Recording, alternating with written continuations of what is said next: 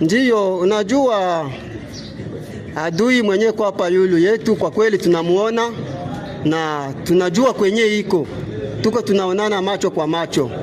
Na wao washafanya coalition waungane na M23 kishakia na barabara na washuke vilima.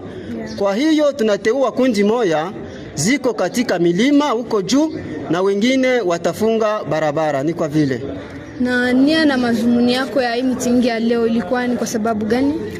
Nia na muhimu wa hii meeting ya leo, tunapenda kuambia raia zetu tukue mkono kwa mkono, tuombe Mungu na tuache ubaguzi, tuungane sisi sote, vikundi vyote vya wazalendo, tuungane tukue kwa umoja ili tuone gisi tutapiganisha adui. Na je, parmi ba jene walikuwa kia solicite waungane na mwe, wasipokubali kuungana na mwe na maana tunaangamia na sisi Uvira?